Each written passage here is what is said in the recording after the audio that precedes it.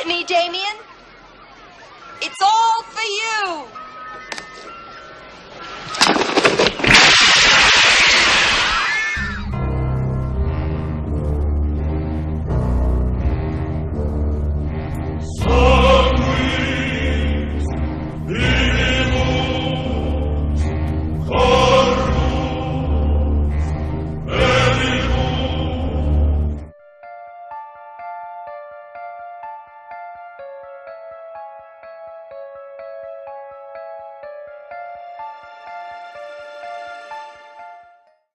My name is Amanda. And I'm Kristin. And we are the Exorcisters. So sit back, relax, and let's get creepy. Welcome to episode 18. And in this episode, we will be talking about the original 1976, The Omen. Yeah. This movie spooks me. It's another one of those demon movies, or like devil, demon, antichrist, any of that, like churchy stuff. Mm-hmm. Oh God! Like you have a thing with eyes. My thing is this stuff, like is heaven and hell. Yeah, and like Satan. Yeah. So I was raised as a Methodist in the South, and while Methodists aren't nearly as like staunch as there are many other sects of being Protestant or Catholic, it's still kind of brought up with like, yes, God loves you, but he's also scary. And I remember, maybe all of this stems from, do you remember the DreamWorks movie The Prince of Egypt? I love that movie. Yes. Gave me fucking nightmares. Okay, why? Because of the plagues. Okay. Specifically God coming and stealing the breath out of all the firstborn. Yeah. Scared the piss out of me when I was a kid. Like, legitimately actually scared me. And I think I've always just been afraid of God, and subsequently the devil is obviously. Yeah. If you're afraid of God, you're more afraid of the devil, you know? So it just really gets to me on like a soul level, which I guess is the point. Yeah, exactly. But I'm one of those people that it's like easy to scare me with even like a bad possession movie, because I'm like, ugh, just the concept in general, you've already got me. Yeah. So I've heard of some ones recently that aren't good. Like there's one called The Possession of Hannah Grace that I haven't watched yet. I don't want to, because possession movies always creep me out. This was the first horror movie I ever remember seeing. I think I was probably 9, and I was eating chicken nuggets and watching it on like a snowy Saturday with my mom, and this is the first one I ever remember watching, so it holds that special place in my heart. I have seen this. It's just been a really long time, and it doesn't hold a special place in my heart. It's just creepy. Except it scares me. To you. So this was the first and only horror movie song to be nominated for an Oscar, and the first and only, obviously, to ever win an Oscar, which I think is amazing. One of the things about possession movies that get me is the music. Mm-hmm. The scary chorus, chanting type chorus. When I was in high school and in early college, before I quit, I was a singer, and I played the flute, and I played a little bit of piano when I got more into college, and I made like a select like area choir, and we sang this song, and it was literally like a demonic chant song, and I got to sing it, and we just, the whole time we were singing Demon, like, and it was the most haunting thing I've ever been like a part of, and it was awesome. I bet, but also scary, yeah. Especially from your religious background. I'm surprised you did that. Well, and it's cool because we got, you try out, and one round you get picked for that one. If you do well enough, then you're in this one or whatever. And it was really awesome because I was in a mixed men and women, and so we had that deep bass, and then we also had those high sopranos and just everything in between, and it was a very high level, so it was, well, I think this really one is like Raised Satan or something, so that would have fit you. And it plays, so I get the Blu-rays of all of the movies we watch, and it plays on the menu, so I was like, God, go play. So this movie starts with a couple that has lost a baby, seemingly stillborn. And the husband says she wanted her own when the priest questions him about adoption. And then the priest says, if I may suggest, it even resembles, he kind of trails off, your wife need never know, would be a blessing to her and to the child. Because they lost a child, but then this child lost a mother in the same let's just switch moment. Yeah. Which this happens in Rome on June 6th at 6 a.m. in the morning. So we got our 3 6s right there. Yep. The remake of The Omen came out on June 6th, 2006. I love that. Good job. Yeah. They must have planned that remake for a while. Right? They're like, 666 is coming up. Let's so do we it. gotta, like, there's nothing more fitting than The Omen. So I thought that was kind of cool. I didn't hate the remake, but we'll talk about that sometime. At some point in this podcast. Yeah. And then I was like, in my notes, oh, okay, y'all, we're just gonna tell another woman her baby is fine, even though it's dead, and take another, okay. Patriarchy. And he said, on this night, God is giving you a son, and he brings his wife this imposter baby.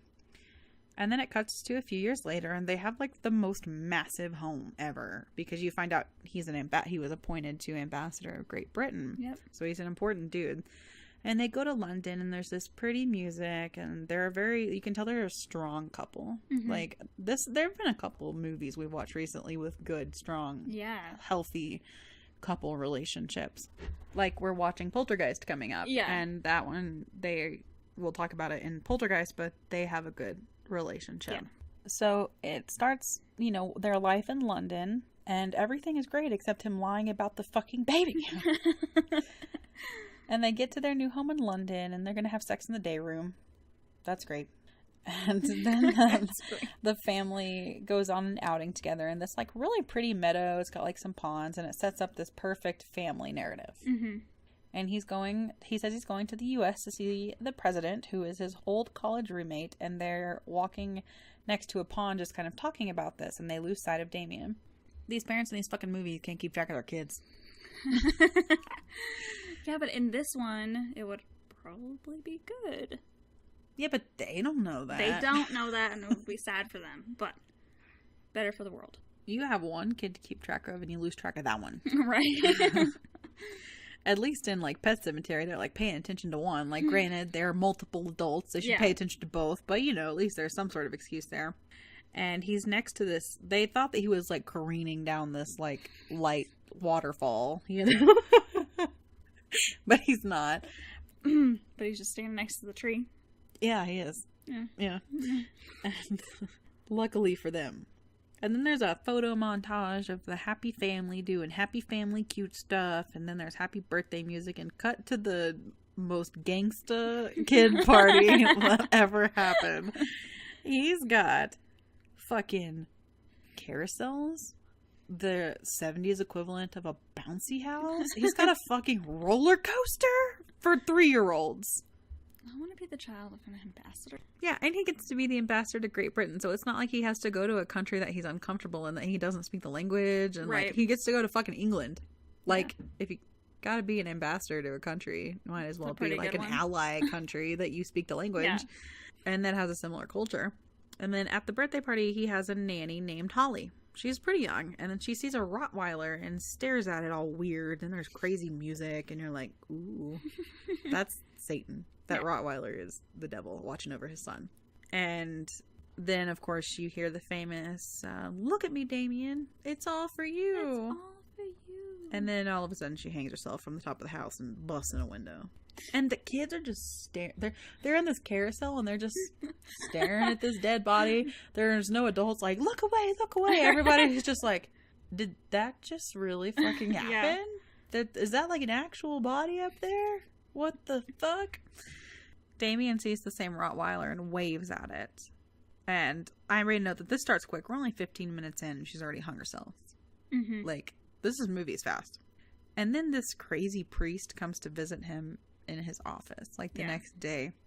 The priest says, we haven't much time. You must listen to what I have to say. You must accept Christ as your savior. You must accept him now. You must take communion. For only if he is in you can you defeat the son of the devil. And he says he was at the hospital the night Damien was born and witnessed the birth. He wants to save him, so Christ will forgive him. So he wants to save the parents, not Damien. Yeah. He's like, that kid needs to die. He says he saw its mother, and there's something fucked up about its mom. It's. And then he has the priest escorted out because he's fucking crazy. And then the priest says, accept Christ each day. Drink his blood. And you see this photographer or reporter or journalist has been following him around and takes a picture of the priest. And you saw this same photographer at Damien's birthday party. And at the birthday party, you're just kind of like, well, they have a photographer to document it, whatever. But then this guy starts noticing some weird stuff. Obviously, this lady hung herself. Like, something's going on here. And he picks up on that. Yeah. And he's in his darkroom developing photos. And darkrooms are scary. And then enter Mrs. Baylock. So Mrs. Baylock goes to the house to meet the family, and she's the new governess. She comes off very sweet and soft-spoken, and she says she wants to meet Damien alone. And she's very insistent about meeting him alone. And Damien's mom is hesitant, but they like her, so she's like, okay. And then she looks at her husband and is like, where did you find her? And he's like, I didn't find her. I thought you found her. And then they confront her, and she's like, oh, the agency called. Yeah. Because they knew about the suicide.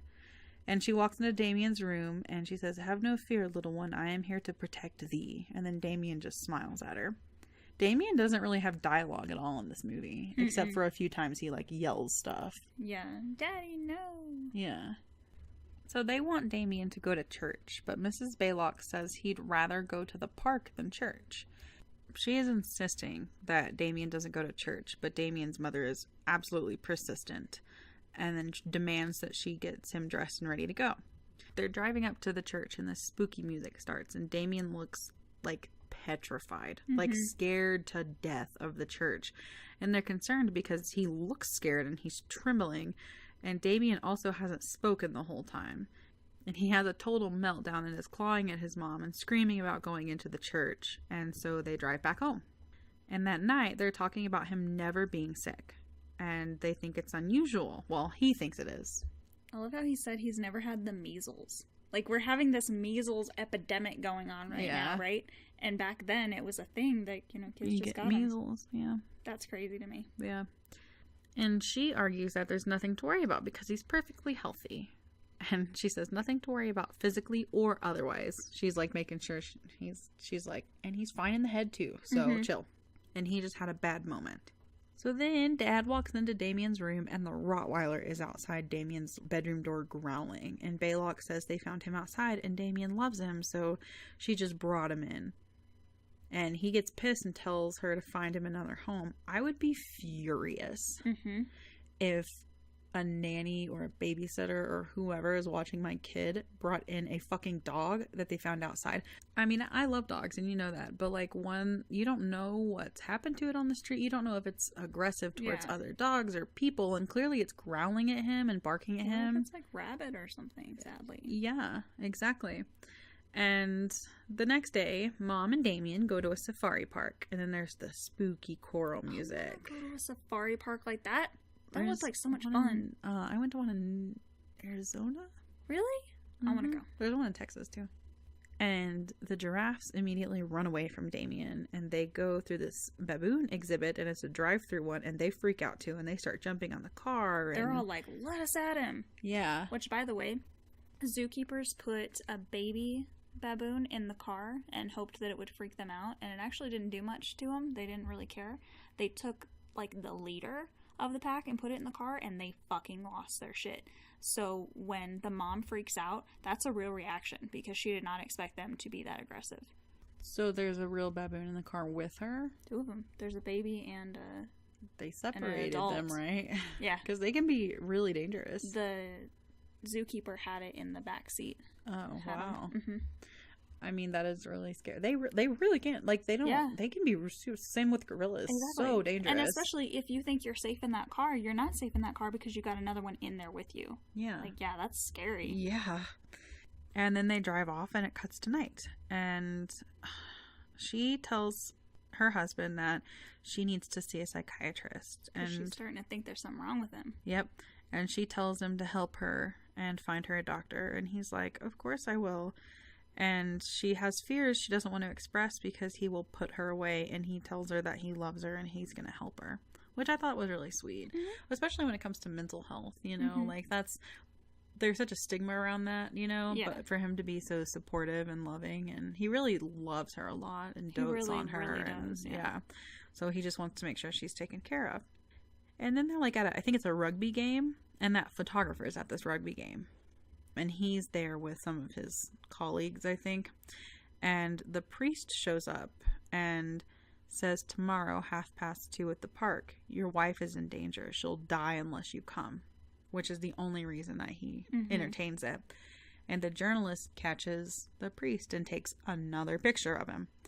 And the journalist is developing photos, and he sees something in the photo. Like, it's like, it almost looks like just a defect in the film or something. It's like a line going through it.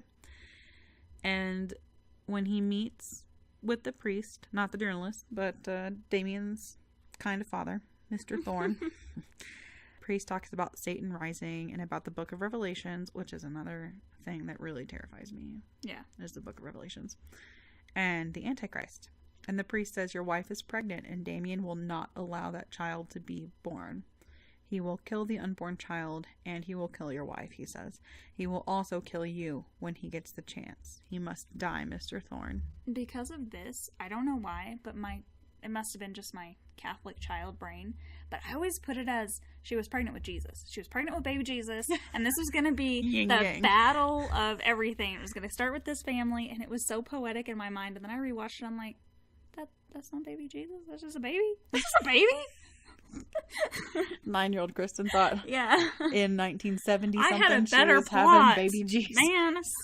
Except that Jesus has already been born, and there wouldn't be a book of Revelations without Jesus, so there would be no Antichrist. Stop looking at me like that. Don't look at me in that tone of voice. I'm sorry to poke a hole in your story. You know he comes back. That's... Oh, I see what you're saying. Yeah, okay. He's got to come back so that the devil and it was Christ the second coming. fight. Oh, yeah, that's what I mean. Okay, I was like, no. And that's why I was looking. You're like, yes. Religious debate on the podcast. You're welcome. No, it's not a debate because, like, I see what you're saying now. But at first, I was like, Kristin, Jesus comes like 2,000 years before the Antichrist. That'd be cool, though. Somebody shouldn't make that movie. It'll piss off a lot of people, and it'll scare me. Okay, people should have made that movie back in the 70s when it was more artistic. Well, they did make The Exorcist. That's not that movie. It was apocalyptic to me. Oh my God. Ruined my world. Anyways, so he must die, Mr. Thorne, and he tells him to go to a town and talk to someone. I miss names. Name Bugenhagen. Bugenhagen. I love that name. I don't know why, but it's so much fun to me. Bugenhagen. He tells the priest he never wants to see him again, and the priest tells him he'll see him in hell. And I'm like, I thought you were trying to, like, go for atonement here. Nah. Fuck that. The priest gets spooked because the wind is picking up around him. And why does he run like that? Like what? He runs like with it, like, not with his arms at his side to, like, really get into it. Because the leaves are being aggressive. Like a woman in old bad horror. The leaves are being aggressive. Oh my God. And, like a tree branch gets struck and it's on fire and it falls near him, and then there's the spooky chorus that I hate again. Well, I like it, but I hate it because it's scary. And he's running back to the church, and lightning keeps striking and setting shit on fire, and he can't get into the church because of course it's locked up because the devil don't want him to get into the church. And then he gets impaled because this little stake thing that's on top of the building, fucking great, falls off and impales him, and he dead. And it's great. And he's standing up, and it just, like, keeps him standing, and he's, like, into the ground. So, we'll cut to the house, and Damien is playing, and Kathy yells at Mrs. Baylock to get him out. And then Dad comes home, and he's like, why are you so bothered by that? Were you fucking home with him all day when he was being annoying? Yeah. No, you weren't. And then he says to her, like, Kathy, I love you, but if this is what the doctor's doing to you, I think it's time I have a talk with him. And she says, well, there's something he wants to talk to you about anyways. And then she says she never wants to have more children. And he's just like, all right. And she then says, then you'll agree to an abortion. I just found out this morning. And then Robert gets an anonymous phone call and also sees in the paper that the priest was impaled. And he's like really spooked now. He's like, okay, this crazy dude, there's like merit to what he was saying. And cut to him talking to the psychiatrist. The psychiatrist tells Robert that Kathy thinks that the child is an alien or evil, and she thinks that Damien isn't actually hers, which she's spot on. Yeah. And the psychiatrist tells Robert that he should agree to the abortion, and he says no, and he will fight to make sure that that pregnancy isn't terminated. Well, cut back to the house, and this is a famous scene. Damien is on this tricycle, and he's riding it in his bedroom, and he's just going around in circles. And Kathy is out. She's got herbs hanging from the ceiling next to the banister, so she gets up on like this little ladder thing to cut them. And then spooky music cuts in, and Baylock is like smirking down at him, and she just opens the door, and he just goes right out. How does she not hear the noisiest trike ever? I don't know. That's what I was thinking too, because he rams it into her, but like you can hear him coming. It's like really squeaky. Yes. Yeah. For like a long time, you can hear that thing. It's a quiet house. Yeah, there's nothing going on, but he rams it into her, and she flies over and she's holding onto the railing, and he's just staring at her as she falls to the ground. With and the then, goldfish. Yeah. Which weren't real goldfish, by the way. It'll make you feel better. Good. The director, this was really sweet. He painted sardines gold and put them in there because he didn't feel like killing goldfish for the sake of a movie was okay. I'm like, yay. Which I like, because a lot of people, especially with like fish, they're just like, whatever. It's like, no, I hate that there are like the smaller and less intelligent the life, the less it matters. Because it doesn't. Like, it's still a life that deserves to be born, live, and then die of natural causes. I like that he did that, especially in an older movie where the Humane Society wasn't present on all. Exactly. Yeah. Cut to the press surrounding Robert as he's walking into the intensive care unit. And the doctor says that she will recover. She has a concussion, a broken humerus, and internal bleeding. The doctor says she's not pregnant and has lost the baby. And Kathy wakes up when Robert goes in there. You know, she kind of comes to, and all she says is, "Don't let him kill me." And then Robert gets home and walks into Damien's room to find the fucking Rottweiler guarding him. Do we go back to the priest in the paper again for a second? Because I was just thinking, there's no fucking way that would have been in the paper and front page, right in the center. His dead body speared. There's no fucking way. I mean, I wish. Never mind. I was just say, like, we can't do that anymore, so I don't know if they did it back then, but we've gotten less sensitive. So even back then, there's no fucking way that they would have had that picture in there. Yeah, well, they needed it to be dramatic. Maybe a picture of the church, or maybe a picture of his face, but not his dead body speared to the ground. Maybe it was just so bizarre, they were like, people gotta see this. Right? Jesus. So the journalist Keith Jennings, that's kind of been following him around, calls and wants him to come to his flat. He shows him the odd line shape, like through the photos, and how the people in the photos, as it gets closer to their death, the item in the picture gets sharper, gets bolder, and you can actually start to kind of see what it is. And he's been doing his research. So during the priest's autopsy, there was 666 on the thigh, and he said it was a birthmark. Mm-hmm. And the priest had been obsessed and watching him, and he had a journal. And then he was saying that this comet changed course, looking like the Star of Bethlehem on June 6th. And he says, "Was your son born at 6 a.m.?" And Robert says yes. And so now they're aligning like the 666. And the photographer says he's trying to get to the bottom of it. And he's like, "Well, why does it matter to you?" And he said, "Because I took my own photo," and there's like a slash right across him. Okay, but I want to comment, because that slash is so dark. Mm-hmm. Maybe already dead. I feel like it is so intense that he should either be dead or should be dying in that, like, second. And it takes them a while. Yeah, but he does die. He does, but it's a while. It shouldn't be that prominent.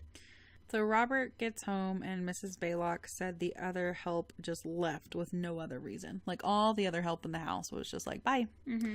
And Robert looks into the adoption he made that night, and the nun keeps telling him, so he goes to this place where, you know, this adoption happened, and the nun tells him that there was no adoption, and basically he finds out that it wasn't legit. They just gave him the kid. Yeah. And that was that. And then she gets on the coolest elevator ever. I don't remember that. It's like a continuously moving thing where she just steps into a doorway and grabs on. Like, it doesn't have elevator doors or anything. It's just perpetually moving. It's great. I didn't notice that. Love it. And the photographer actually goes with him to find the priest that set him up with Damien. Another priest says he's fallen from grace for abandoning Christ, and he was only able to write down 666, and the priest hasn't spoken in years, like at all. And Robert tells the priest about the child's mother, and he spells out an old cemetery from Etruscan times, and they say that it's like nothing but ruins. Yeah. And it is 50 kilometers north of Rome. So they go to the cemetery, and the photographer finds Damien's mother's grave. Like, way too fast, though. Like, yeah, very quickly. Like, he walks over to it. There it is. Amazing. Look a little harder. He didn't have to. It was right there. The script told him it's right there. Yeah. And something is watching them. And they also see that his real son is buried there. So they open the mother's grave, and it's like this dog animal. It's a jackal. It's a jackal, okay. It's an animal's body. And they open the small one because he's like, maybe my son's not actually dead. Maybe they just put an animal in that casket too. But they open the small one to see not only is his actual son there and dead, he was actually murdered. Yeah, he's got a big old bashed in part of his skull. So they killed this baby to switch it with the Antichrist. And then they see themselves surrounded by Rottweilers, and they get attacked, but they get away. And then Robert calls Kathy and tells her to leave London immediately, and he's having someone bring her to him to Rome. But instead of someone, Baylock shows up and pushes her out the hospital window and kills her. And I was, poor Robert. He like gets the news, and he's just like laying there numb. Devastated. Yeah, he loved that was her his so whole much. life.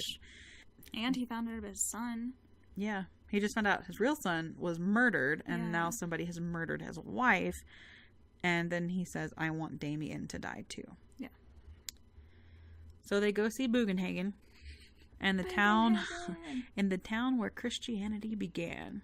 And he says, come along, Mr. Thorne, we had better get to work. And then they get to work on killing Damien.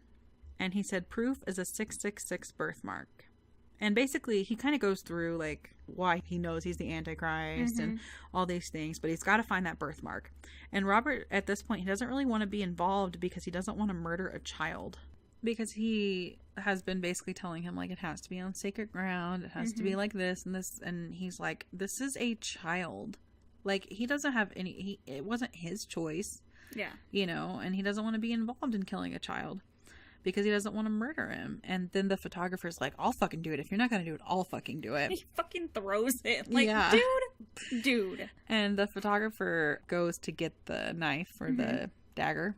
And he gets decapitated. The best scene. It's horrible, but also the best scene ever. And that actor actually kept his head for years. His fake head. Until it was lost in his divorce and his wife got it. Wow. Yeah.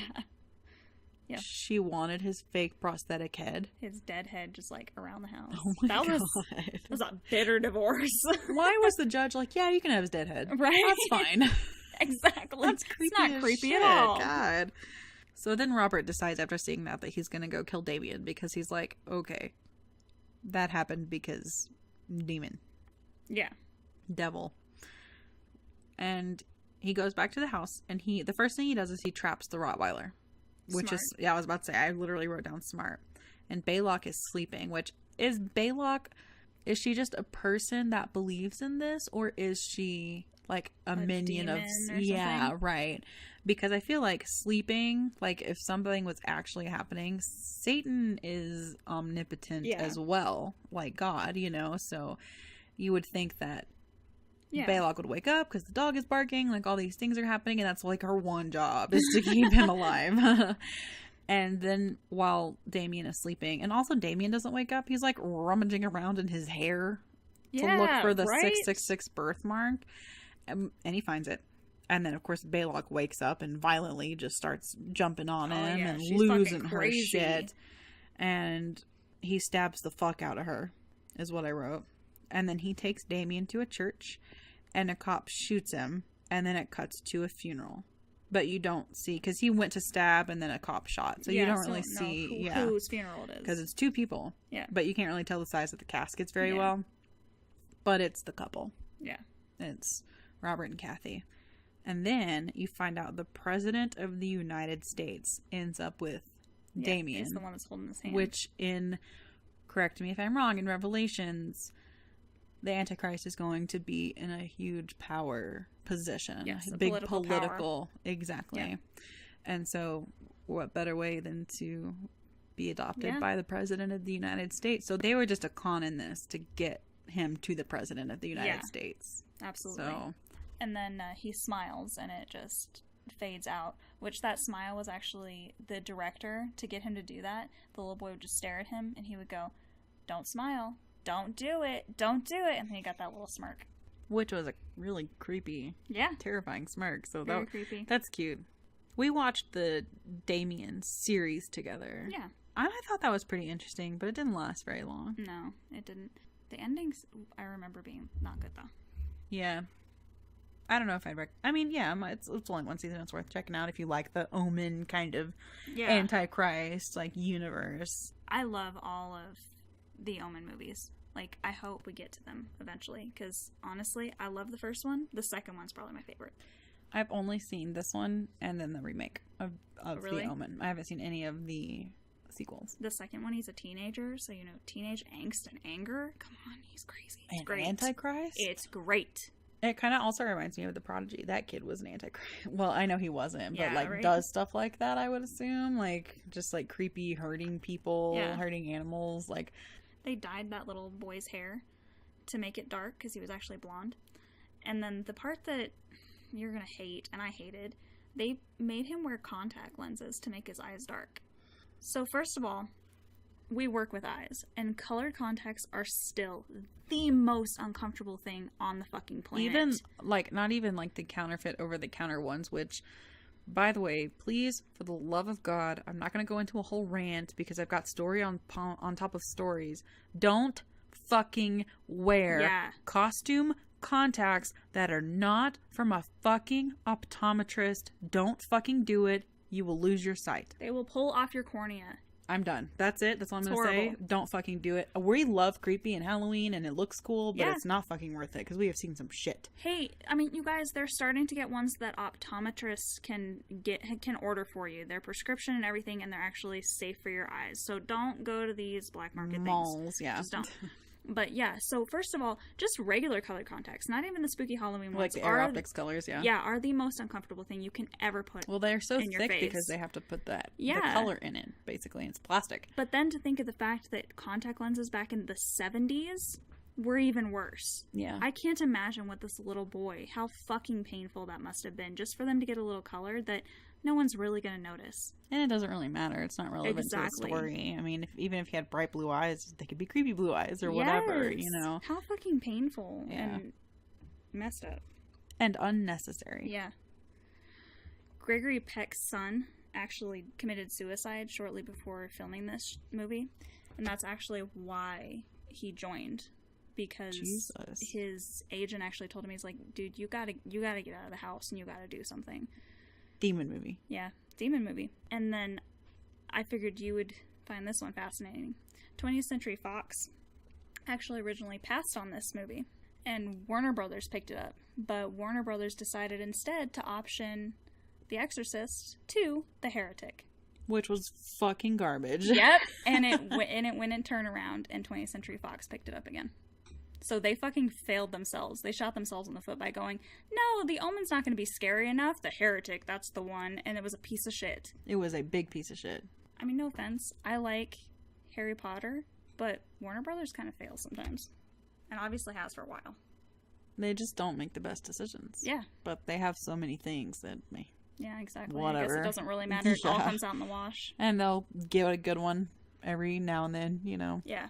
I would probably give The Omen a 4 out of 5. Yeah, probably me too. Even though this started me in horror, I'd probably be... A 4. Yeah, 4. Yeah. I love this movie, but there are some things where I'm like, why are you doing that? Yeah.